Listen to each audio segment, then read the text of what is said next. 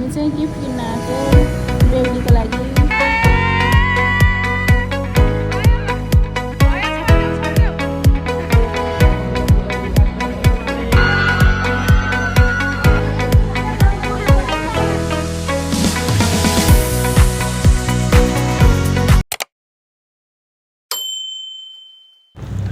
हे guys, welcome to my another blog. आज चाहिँ म आएको छु मेरो साथी अनुको बिहेमा। अहिले चाहिँ बिहानको 3 बजेको छ अनि सबैजना निदाइराख्नु भएको छ। मेकअप आर्टिस्ट चाहिँ आइसक्नु भयो, त्यही भएर हामी चाहिँ छिटै नै उठेको। देख्न सक्नुहुन्छ हाम्रो भाइ बहिनीहरू बिचरा यति धेरै निदाइरहेका छन्। राति 12 बजे सुतेको, मेहन्दी र हल्दीको फङ्सन सकेर। यहाँ चाहिँ बेहुलीको लागि स्किन प्रेपहरू हुँदैछन्, हेयर बन्दैछ। म चाहिँ निन्द्रा लागेर आँखा झिमझिम गरेर बसिरहेको छु जबरजस्ती। यहाँ चाहिँ बेहुलीको आई मेकअप सुरु भइसक्यो। अब बिस्तारै राजीव पनि उठ्यो, रियासा पनि बिस्तारै उठ्दैछ। अनि देख्न सक्नुहुन्छ अब सबैजना एकदम धेरै टायर्ड एकदम हुन्छ नि, के भन्ने। अब मैले चाहिँ चिया पाएँ होइन, यति फ्रेस भयो नि चिया खाएपछि। अनि चाहिँ हामी पनि सुरु गऱ्यौँ आफ्नो मेकअपको लागि। मैले सुरुमा भाउजूलाई मेकअप गरिदिएँ, त्यसपछि पछाडि बसेको अर्को भाउजूलाई नि मेकअप गरिदिएर सकिसकेपछि चाहिँ अनि रियासाहरूको पालो आएको थियो। रियासा र अर्को सानो बहिनी चाहिँ यति रिसाएका थिए नि, हामीलाई छिटो गरिदिनुहोस्, हामीलाई छिटो गरिदिनु भनेर ठुस्स परेर बसै थिएँ। अनि मैले चाहिँ भाउजूको मेकअप सकिदिएँ। भाउजूलाई चाहिँ फाइनली यस्तो देखिएको थियो, ठिकैको मेकअप थियो। अनि यो चाहिँ मैले बेहुलीको दिदीलाई मेकअप गरिदिँदैछु। उसको चाहिँ नानी बाबु एकदम सानो भएर धेरै झगडा गऱ्यो भनेर छिटो मेकअप गरेर पठाउनु पर्ने भएको थियो, त्यही भएर एकछिन अरूको मेकअप चाहिँ पज गरेँ मैले। अब त्यस्तो खत्रै मेकअप आर्टिस्ट त होइन, तर पनि यसो काम चलाउ चाहिँ गरिदिन्छु कि आफ्नो वरपर भाउजूहरूलाई, सानो नानीहरूलाई चाहिँ मैले गरिदिन्छु। अनि बल्ल अब चाहिँ रियासाको पालो आयो। ऊ चाहिँ अब चाहिँ मक्ख परिरहेको छ। अघि नैदेखि झगडा गरिरहेको थियो, मलाई मम्मीको जस्तै मेकअप गरिदिनुहोस् भनेर। अब मम्मीको जस्तो मेकअप त उसलाई चाहिँदैन, अनि त्यही भएर ठिकै गरेर ल भाग भनेर भगाइहालिदिएको मैले चाहिँ। राम्रो देखिएको थियो रियासालाई। अनि अर्को नानीको पालो आयो होइन, उस चाहिँ इसिका हो, अर्को भाउजूको छोरी हो कि ऊ पनि। यिनीहरू दुईजनाले हो कि मलाई बिहान उठ्ने बित्तिकैदेखि सुरुमै मेकअप गरिदिनु भनेको। रियासा हेर्नु न, अझै पनि के मिलाएको छैन भनेर आफै मिलाउँदैछ, मेरो विश्वास नलागेर। अनि दिदीले लगाएको देखेर मलाई पनि यस्तै लगाइदिनु भयो कि लगाइदिनु भएन भनेर ऐनामा पुरै चेक गर्दैछ होइन। अनि इसिकाको चाहिँ फेस यस्तो राम्रो छ कि हेर्नु न, मेकअप गरेर नि यस्तो मजा आइरहेको थियो होइन। आँखाको पर्ला नि यति राम्रो छ। अनि पुरै मजाले ब्लस लगाइदिएर गाला रातै बनाइदिएँ, हल्का स्याडो लगाएर उसलाई नि फिनिस गरिदिएँ। अब चाहिँ फाइनली बेहुलीको साडी लाउने पालो आइसकेको छ। उहाँहरू चाहिँ बेहुलीको माइजूहरू हुनुहुन्छ। कान्छी माइजू चाहिँ घुम्तो ओढेर सबैजनालाई एकदम मनोरञ्जन दिँदै हुनुहुन्छ, एकदम थाकेको बेलामा पनि बिचरा है, हिजो बेलुकादेखिको थकाइ। अनि बेहुलीको मेकअप अब सकियो। 3 बजेदेखिको मेकअप बल्ल 9 बजे सकिएको थियो, 8-9 बजीतिर बल्ल मेरो पालो आयो। मेरो पालोमा मलाई यति धेरै हतार भयो कि हुन्छ नि, मलाई राम्रोसँग केही गर्नै पाइनँ कि ढिला भयो छिटो भनेर। यस्तै हुन्छ कि सधैँ अरूलाई चाहिँ सबैलाई रेडी गरिदिने, अनि आफ्नो पालोमा चाहिँ यस्तै हतार हुन्छ होइन। कहाँबाट मेरो राजीवले चाहिँ यति क्लिप खिच्दिएको रहेछ, त्यही भएर हाल्दैछु मैले। राम्रोसँग केही गर्नै पाएको थिइनँ। चाहिँ रेडी भइसक्यो म। अब बेहुली चाहिँ म्यारिज हलमा पुगिसक्नु भयो। म चाहिँ भर्खर यो बुबुको माला चाहिँ घरमै छ अझै। Hi Tippa, welcome to my blog.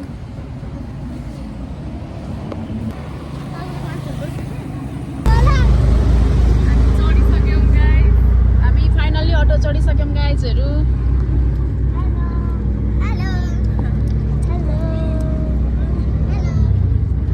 बुबुको माला बोकेर हामी जाँदैछौँ। हामी चाहिँ म्यारिज हलमा आइसक्यौँ।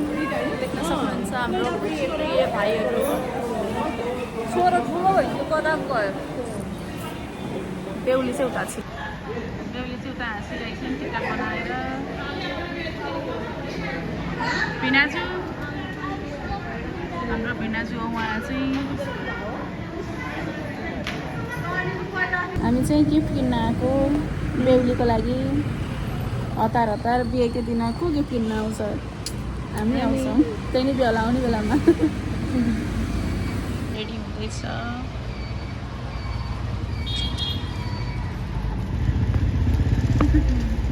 यो चाहिँ हाम्रो गिफ्ट हो। अहिले भर्खर हतार एउटा फोटो खिचेर गिफ्ट बनाउन आएको। हामी गिफ्ट बोकेर हिँडिसकेका छौँ समाजमा ढिला भयो भनेर फोन आएको रहेछ हतारमा हामी गिफ्ट बोकेर हिँडिसक्यौँ अब एकछिनमा पुग्छौँ गएर देखाउँछौँ यहाँ हुँदैछ फोटोसुट हुँदैछ फोटो खिचेर कसैलाई पुगेको छैन hello Om Yani Ganjamai Jana Tarkanda Tanzana Pade Pade Kosarayana Kudasvaha Sadraha Pugaya Kariraha Sadraha Chamarani Vajo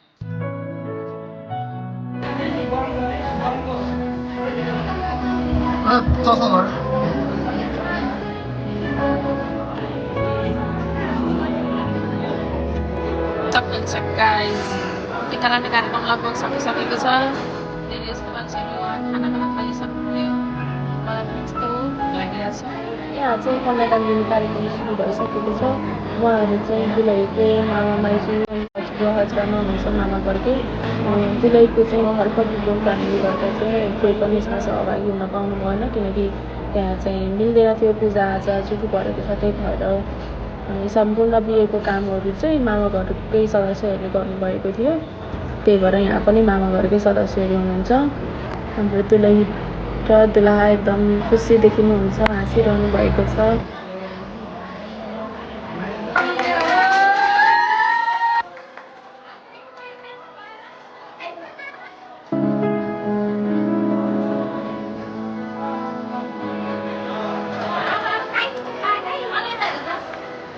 यहाँ चाहिँ लगनको पोते लगाएर लगन गाँठो बाँधिसकेपछि फाइनली हामीले खाना खान पायौँ म चाहिँ बेहुला बेहुलीसँगै बसेर खाना खाँदैछु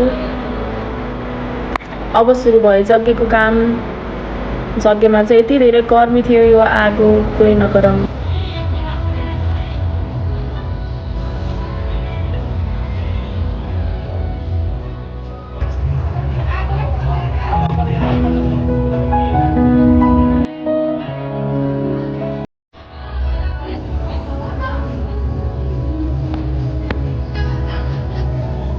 अब चाहिँ यहाँ बहिनीले बेहुलाको रुमाल खोज्ने पालो फाइनली जानवी बहिनीले चाहिँ रुमाल खोजिसकेको छ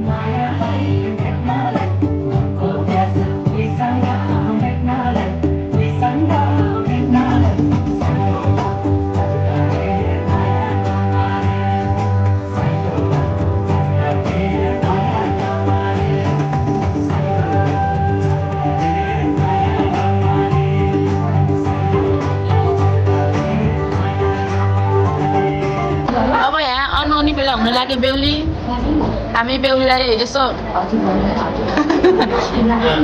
वेलकम टु माई कति पाएछ त लुगाहरू ए धेरै पाइछौ त बाई बाई राम्रोसँग जानु ल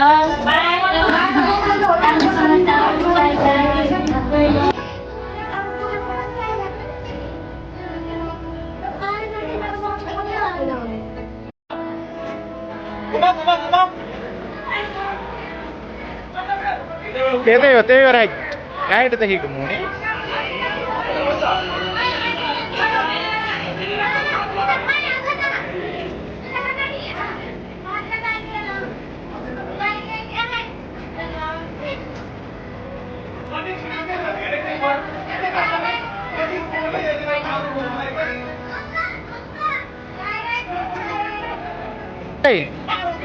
गाह्रो नपायो अरू भाउजू रहनु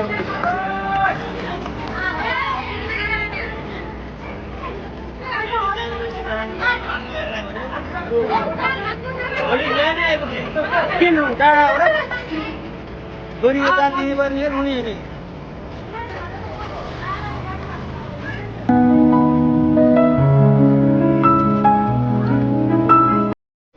अनु